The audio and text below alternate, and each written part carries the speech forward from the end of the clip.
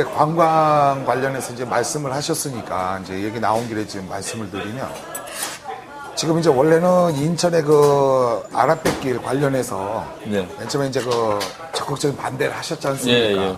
근데 일단은 만들어졌어요. 만들어진 이상 그거를 반대했던 걸로 끝나신 게 아니라 오히려 그거를 그러면은 만들어진 거를 인천의 관광 자원화 하자라고 네. 하셔가지고 그 서울 그러니까 여의항까지 이어지는 예. 이제 그 여객 항로에 있어서 문제가 되고 있는 그 중간에 그 어느 마포대교 밑에 마포대교 밑에 그거 지금 준설을 하는 예산을 땄죠. 예산까지 이제 따셨고 해서 그걸 자전거 투어와 연계시키는 예. 적극적인 노력을 하고 계시는데 예. 이제 그 노력까지는 좋은데 사실상 인천에서 지금 브레이크가 걸리는 게 아라뱃길하고 연계 있는 이제 쓰레기 매립장이에요. 그건 예. 또 기피 시설 중에 하나거든요. 그렇죠. 인천의 가장 또 문제점이기도 하고. 그래서 이제 서구에서는 시하고 같이 거기에 테마파크를 예. 만들겠다, 조성을 하겠다 예, 하는데 예. 그 땅 자체도 일부는 이제 그 수자원공사 땅도 있지만 또 일부는 수도권 매립지 예. 또 땅으로 돼 있다 보니까 지금 많은 시간이 또 걸리고 있고 그렇죠. 시의 예산도 없지만 근데 반면에 또 거기에 걸려 있는 게 이제 오는 2016년이면은 쓰레기 매립지를 종료하지 않습니까? 예. 종료를 해야 되는 상황까지 오다 보니까 지금 제가 볼 때는 이게 하나의 딜이 오가는 느낌이 있고 예.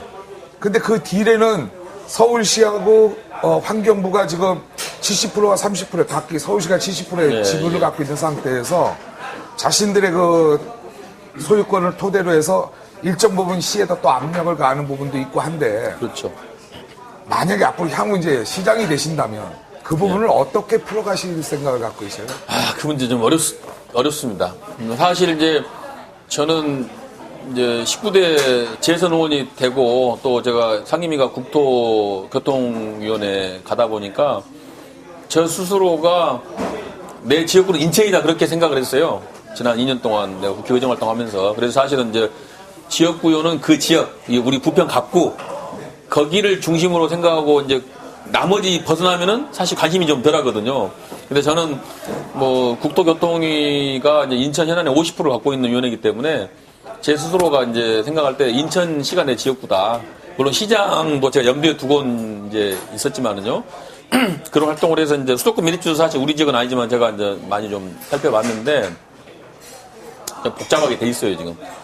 복잡하게 돼 있고 인천시가 좀 큰 소리 칠 상황은 좀 아닌 면도 있습니다, 사실은. 왜냐하면 거기는 시설에 대한 소유권이 없어요.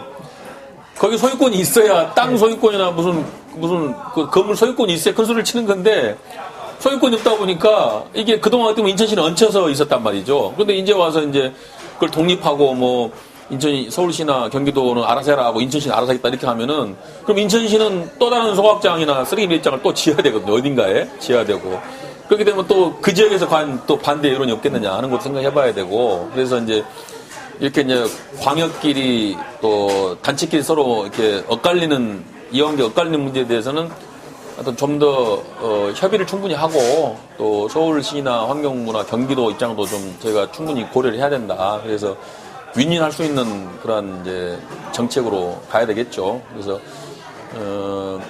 그 문제에 대해서는 가능하면 서로 갈등이나 싸움하지 않고 좀 더 화합하는 방향으로 또 서로가 양보하고 해서 윈윈한 방향으로 해야 한다는 생각을 하는데 다만 이제 쓰레기 매립장에서도 보듯이 인천은 정말 변두리입니다. 그러니까 그때도 쓰레기 매립장을 건설할 때부터 지금까지 운영해온 과정을 보면은 그야말로 인천은 정말 그 고려 대상이 아니죠. 모든 주도권을 다 서울시하고 환경부가 다 쥐고 있고 인천은 그냥 거기에 따라가는 그런 식이 돼서는 인천이 제대로 쓸 수가 없는 거죠. 그러니까 인천도 과연 인천 시민의 자존심 또 인천의 독립적인 그런 자존감에 그런 표현을 해야 되고 모든 이제 시 행정이 인천 시민의 이익에 부합하는 행정을 해야 된다. 그런 입장이기 때문에 앞으로 이제 그런 문제에서는 경기도나 서울이나 또 환경부가 잘 상의해서 현명한 해결책을 만들려고 노력하고 현명한 해결책을 만들도록 하겠고요. 아라뱃길 문제는 이제 사실은 저는 아라뱃길을 반대를 했습니다만 이제 이왕에 건설이 됐으니까 어떻게 하십니까? 이제는 활용을 해야죠. 사실은 뭐 아라뱃길을 만들면서 무슨 화물 물류를 하겠다 그러는데 지금 뭐 화물 물류가 됩니까 지금?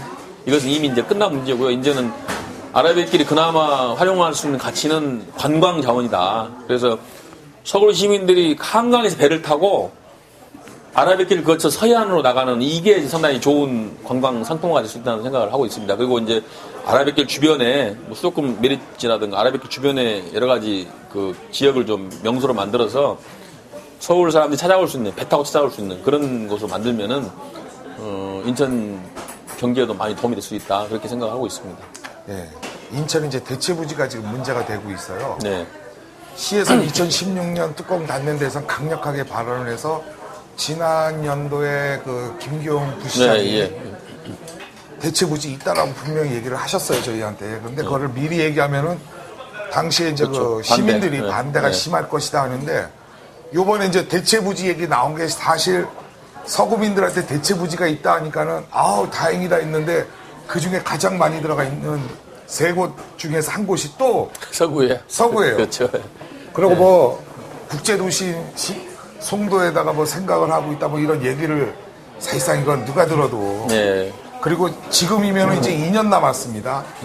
근데 그 인천 쓰레기 매립지를 조성하면 7년에서 8년 사업이에요. 그럼 지금은 벌써 조성이 되고 있어야 돼. 예. 그 2016 뚜껑을 닫으면서 바로 네, 맞습니다. 반입이 예, 시작이 예, 되는데 맞습니다. 아니란 얘기예요. 결론은 이제 저희들이 바라보는 시각에선 2016년 뚜껑 못 닫을 것이고 닫는 걸 전제로 뭔가 인센티브를 요구하고자 시가 저러고 있는 게 아니냐라는 이제 의구심을 갖고 있는 예, 거죠. 예, 맞습니다.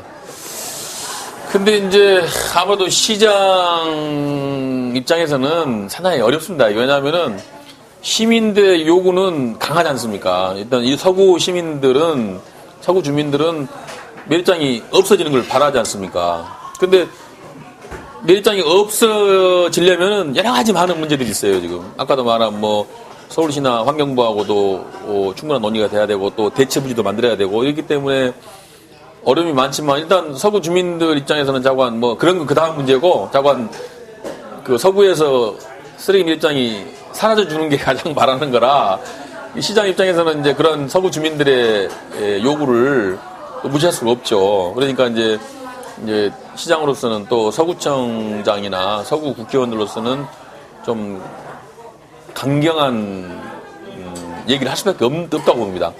그런 면이 있지만은 그렇지만 또 현실적인 걸 고려 안 할 수가 없죠. 뭐, 바로 그 부분이 네. 이제 저희한테 좀 네. 다가오는 게 이제 다른 게 뭐냐면 이제 저희가 그 기사를 이제 작성을 이제 우리가 네. 이제 특집으로 다루면서 네. 서울하고 이제 경기도에다가 이제 확인을 좀 해봤어요. 네.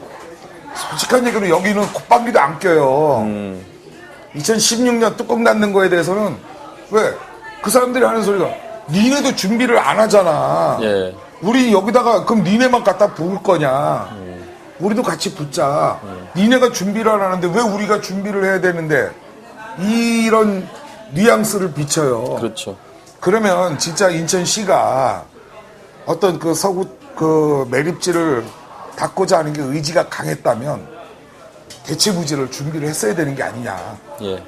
그러니까 나중에라도 그게 이제 저기 되더라도 뭐 아니면 어떤 다른 절차가 있든 소각의 어떤 대체 방식을 갖더라도 뭔가 좀 확고한 의지가 밝혀지는 게 말로만 하는 게 아니라 모션이 있었어야 되는데. 근데 그건 이제 어려운 문제입니다. 더군다나 이제 선거를 앞두고 있기 때문에 어쨌든 간에 주민들의 요구사항을 염원을 또 무시할 수 없는 면이 있고 해서 아마 선거 때까지는 이 문제가 크게 뭐 이슈화 되지는 않을 것 같고요. 이제 선거 끝나고 나서 뭐 여러 가지 어떤 검토를 해가지고 우리 서구 주민들이 가장 선호할 수 있는 거 또 인천 시민이 동의할 수 있는 그런 해결책을 찾아야 되겠죠. 저는 조금 이제 다행스럽게 이제 지역구가 9평이다 보니까 약간은 이제 조금 더 객관적으로 이 문제를 볼 수가 있어서 해결할 수 있는데 좀 도움이 될 거라고 생각하고 있습니다. 자, 저희가 이제 이 소주방 토크를 진행하면서 예. 사전에 질문지를 안 드려요. 예. 예. 그러고 이제 즉석에서 이제 여러 가지 진행되는 내용을 하다 보니까 어려움을 많이 겪으시는 경우도 예, 있고 그런데 그렇습니다. 우리 문병호 이제 의원님은 향후 정치에 있어서 가고 싶은 원하는 예. 목표가 어디까지세요? 목표가요? 글쎄요, 뭐, 정치인이야, 최종 목표는 청와대라고 봐야죠. 청와대라고 봐야 되는데, 그 이제, 과정에서 이제 어떠한, 정치 철학이나, 가치를 갖고 가느냐 하는 것이 이제 중요하고, 결국은 이제 국민들의 뜻을 정확하게 받들고 국민들의 어려움을 해소하는 사람이 저는 최고의 정점에 갈 거라고 봅니다. 예, 그런 과정인데, 저는 청와대 가는 거는 이제, 그건 정말 이제, 저 청와대는 지금이라도 제가 모시고 갈 수 있는데. 그렇죠. 청와대 가는 건 이제 하나님의 뜻이라고 봐야 되고요. 그래서 이제, 하늘이 내린다 하지 않습니까? 하나님의 뜻이라고 봐야 되고, 당장 제가 할 수 있는 거는 이제, 시장이 되는 거는 제 힘으로 가느지 않겠는가 하는 생각에서 열심히 뛰고 있는데, 하여튼 지금 우리나라 지금 정치 체제나 이 헌법이 보면은 의회 기능보다는 이 집행부 기능이 너무 강해요. 저는 그래서 개헌을 해야 한다고 생각하고 있는 사람인데, 너무 행정부 우월주의가 됐다는 거죠. 지금 인천시를 보더라도 시의회하고 시장하고 비교해보면 파워 차이가 너무 나는 거예요. 이 어느 정도는 동등해야 되는데, 이제 중앙정부도 대통령하고 국회를 비교해보면 차이가 나지만은 그 차이보다는 시장과 시의회 차가 더 큰 것 같아요.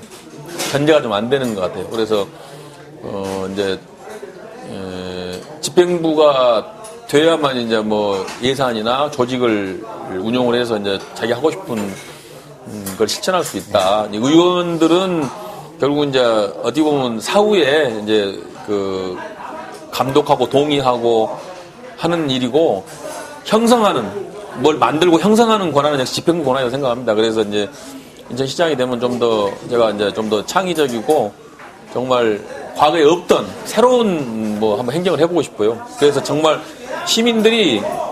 우리나라 시민들이 뽑아놓으면은 자꾸 엉뚱한, 또 시민들의 의사와는 다른 걸 하는 이러한 정치는 그만둬야 된다. 정말 시민들이 바라는 일이 해야 되는데, 제가 이제 늘 하는 얘기가 테이블 정치다. 대한민국 정치는 테이블에 누가 앉냐면은 고위공무원, 그다음에 의원, 그다음에 이해관계에 있는 단체 장 이렇게 앉거든요. 그러니까 대한민국이나 시의 정책이, 예산이 전부 그 사람들에 의해서 주물럭거리는 거죠. 그러면은 보통 시민이나 보통 사람은 그 테이블에 못 앉아요. 그러면 보통 시민이나 보통 사람 입장은 반영이 안 되는 거예요. 그러니까 저는 시장이 되면은 정말 이 보통 시민이나 보통 사람의 입장이 반영되는 정책을 펴겠다. 그것이 바로 이제 새로운 정치고 민생 정치고 참 정치다. 저는 그렇게 생각합니다.